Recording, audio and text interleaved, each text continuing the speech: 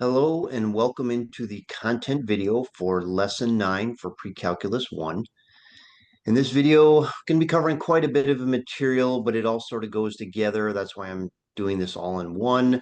As you can see from the timestamp, again, it's a little bit of a longer video, but we'll cover it as quickly and thoroughly as we can. We're going to be talking about graphs and points on a graph, X and Y intercepts, slope of lines, parallel lines, perpendicular lines, horizontal line, vertical lines, a lot of lines, as you can see. So let me share the document camera here with you guys.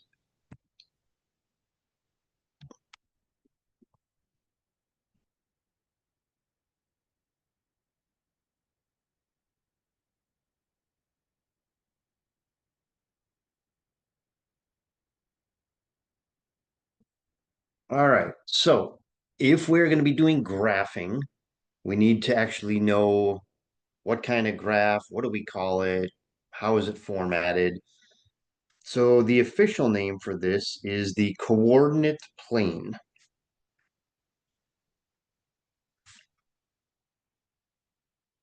Or you may sometimes see it called the Cartesian plane, named after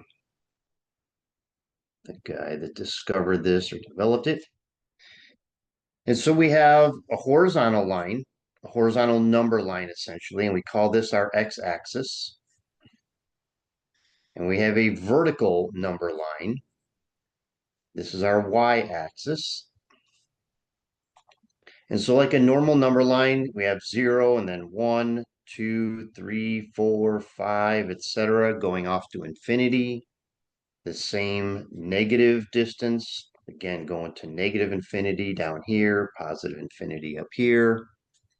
And then vertically, so 1 unit up, 2, 3, 4, 5, etc., up to positive infinity. 1, 2, 3, 4, 5, -5, going down to negative infinity. So again, this goes all the way out as far as we want. I'm just using 5 for illustrative purposes. And where these two guys cross is what's known as the origin.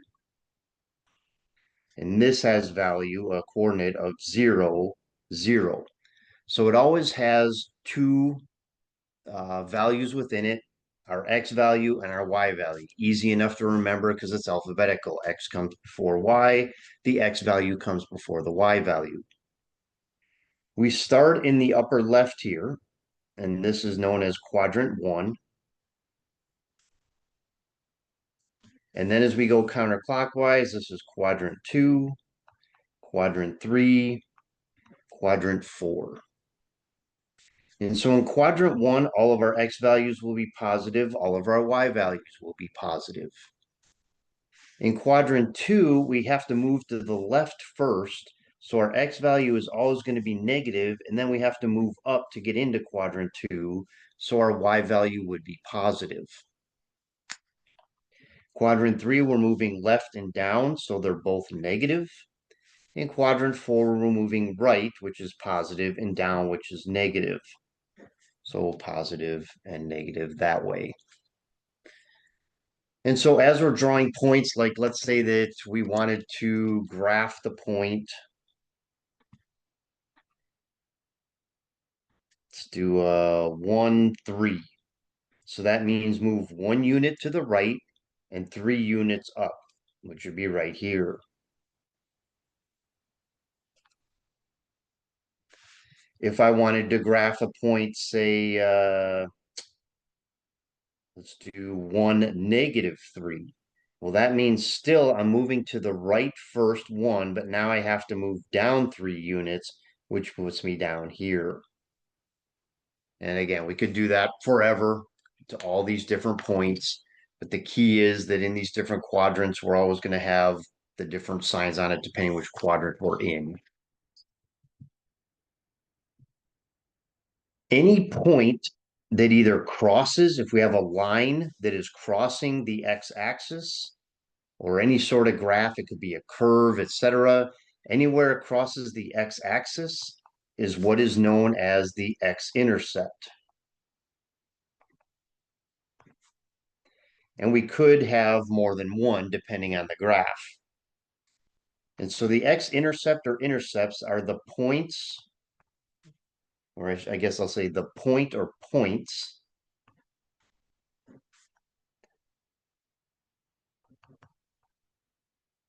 where the graph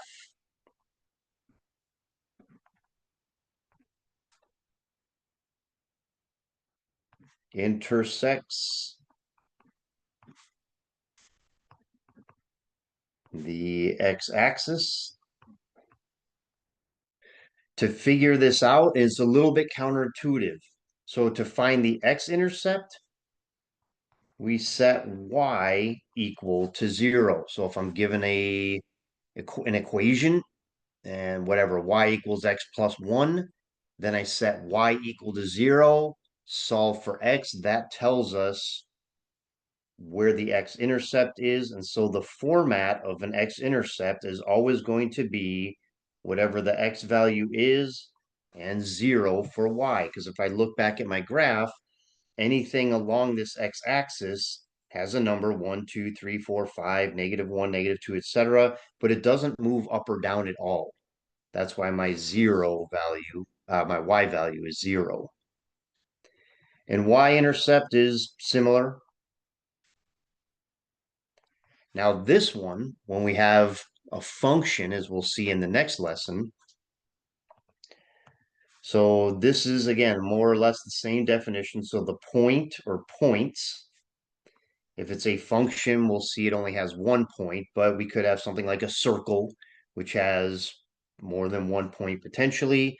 So the point or points where the graph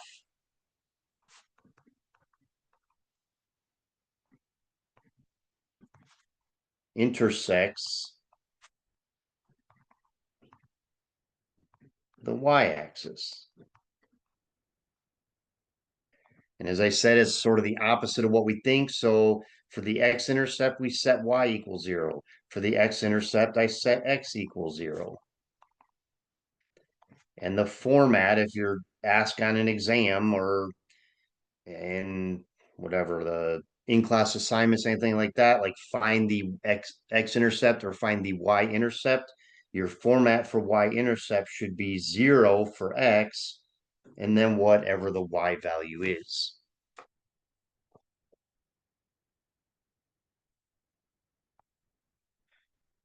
So let's look at some of the properties of lines and figures that fall on these graphs. The first one is circles. So we have the following: an equation of a circle or of the circle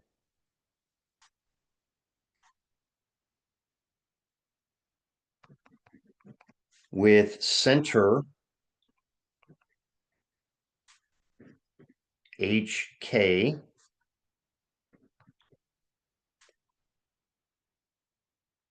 and radius R is given by the following. So x minus h squared plus y minus k squared equals r squared. And this is called the standard form of a circle.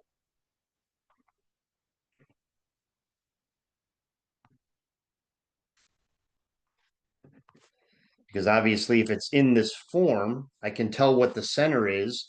And the key here for my center is the opposite of what I see. So whatever value is in the parentheses, if this is like x minus 4, then the value for the center is plus 4, because I see minus 4, plus 4 goes in the coordinates for the center. If this is y plus 1, then the value for k is minus 1. It's the opposite of what I see in here.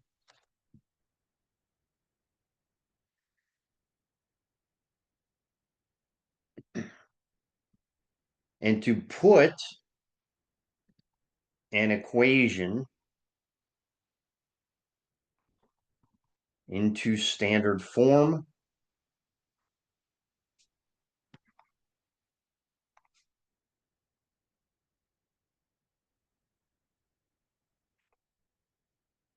We're going to, if you recall from our solving of quadratics, complete the square. We're going to have to do it twice, potentially twice, depending on the values we get in an equation.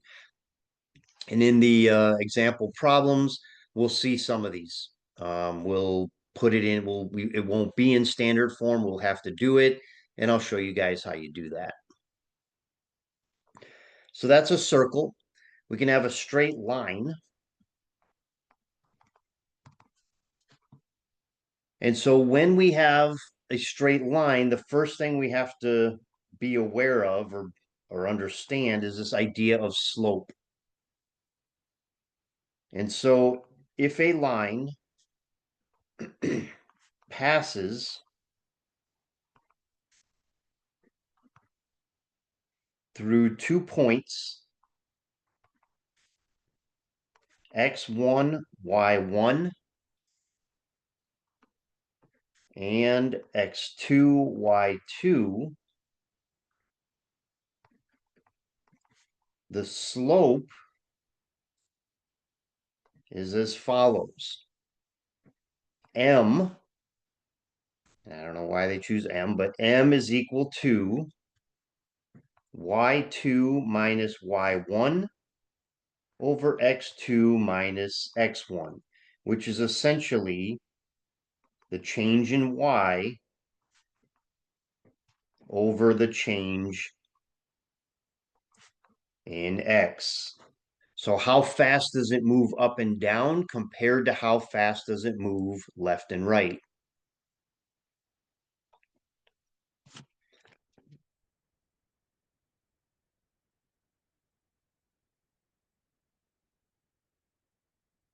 When we have the slope, or if we need to find it, if we're not given 2 points, we may be given a line in what's known as slope-intercept form.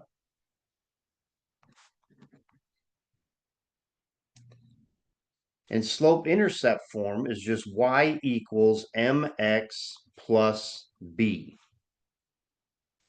And this m is the same as this m up here, which is the slope.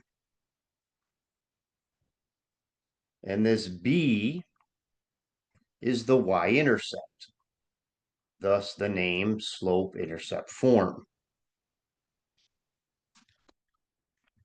But let's say we know the slope, or maybe we calculate it, and we know a point that the line is going through, and we want to figure out what is the equation of that line. Well, we can do it through like I just said, we have a point and we have the slope. So therefore, we can apply the point slope formula.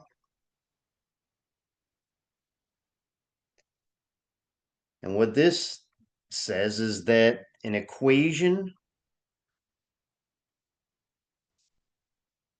of the line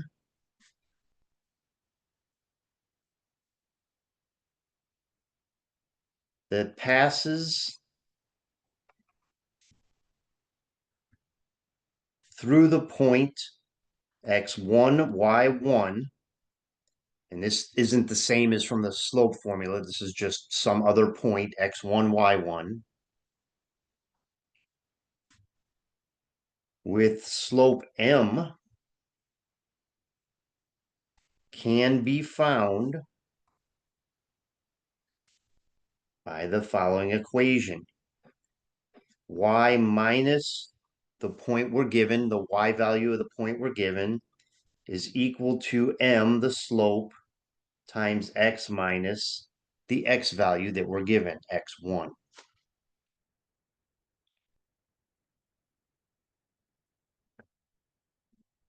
So we may be given 2 points, and we might be told find the equation of the line through those 2 points. So we would then have to find the slope first, and then use point slope formula with that slope in either of the points that we were given. Or we may just be told, okay, here's the slope of a line and here's a point that the line goes through. What's the equation of that line? And again, we would use the point slope formula.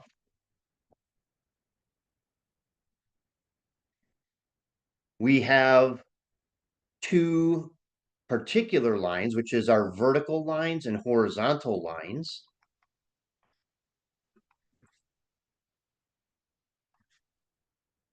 So if I have a vertical line, let's say I have my Cartesian graph here, and I have a line that's going exactly through this point. Let's call it A. Could be any value, but we'll call it A. So the equation of a vertical line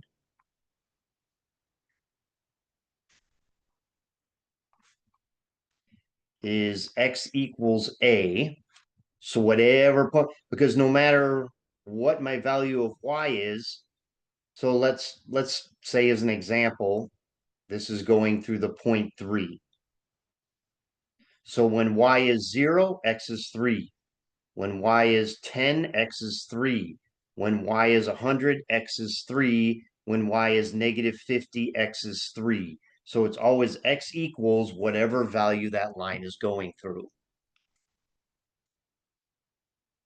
And the slope of a vertical line,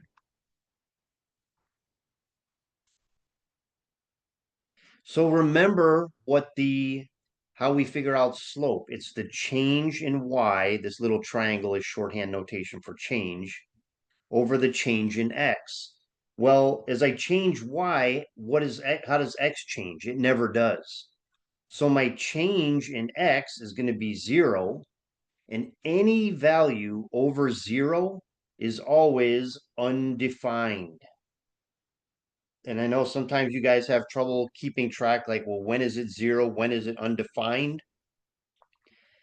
Think of it as the 0 is under the fraction bar, so under is undefined. That's a way to remember it.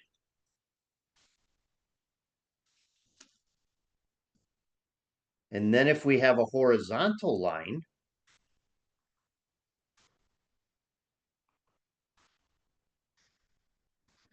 so we have this picture here. Let's draw it down this way, it doesn't matter. And it's going through some value b. Remember from our slope intercept formula, the y-intercept, we call it that letter b. So the equation, you might be able to guess this now based off our vertical lines. So the equation of a horizontal line is y equals b. So if x is 1, y is b. If x is 10, y is b. If x is negative 5, y is still b. So it doesn't matter what value of x is, our y value is always the same, which is b. And the slope of a horizontal line is what? Well, it's flat, it's 0. So no matter how much we change our value of y, so no matter, let me say that, no matter how much we change x, our y is always the same value. So y never changes. So we have change in y over change in x. Our change in y is always 0, no matter what our x value is, and 0 divided by anything is 0.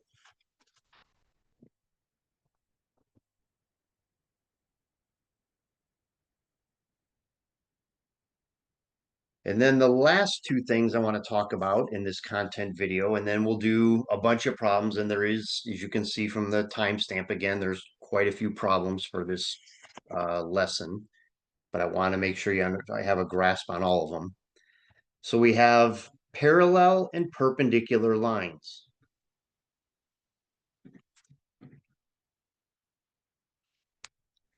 And so the main thing, let's say that I have this graph and I have the green line going here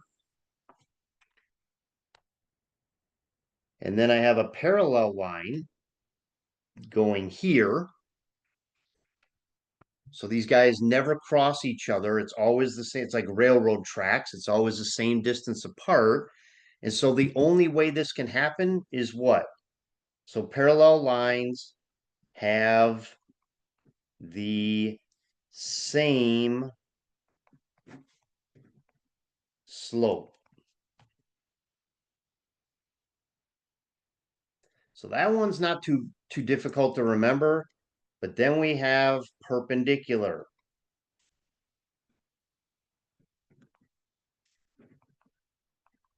So perpendicular lines, and we often have like this upside down T with like the little right angles here. That's a shorthand way of saying perpendicular. So if you see me write that, it's just because I don't want to keep writing out perpendicular in the lessons. So we have the following two lines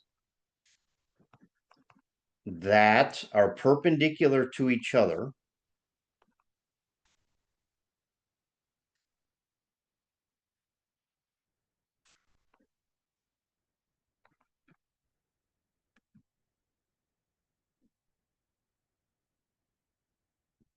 Have slopes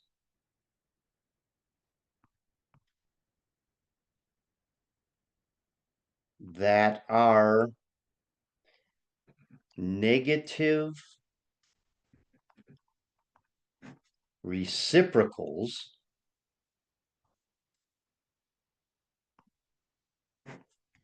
of each other.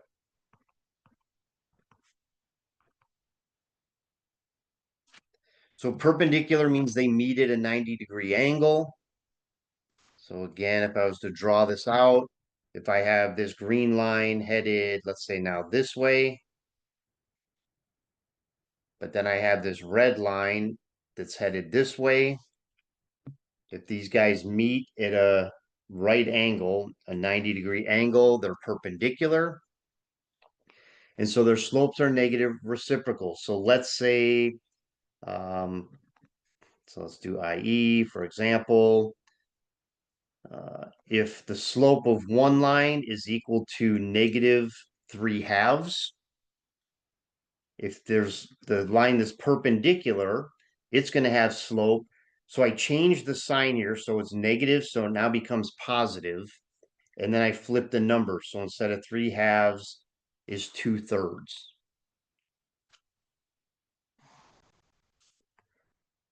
Or another example, let's say one of my slopes is, let's say 1/4. Well, the line perpendicular to that, this is positive, so it now becomes negative, and instead of 1/4 becomes 4/1, which if I simplify it is just -4.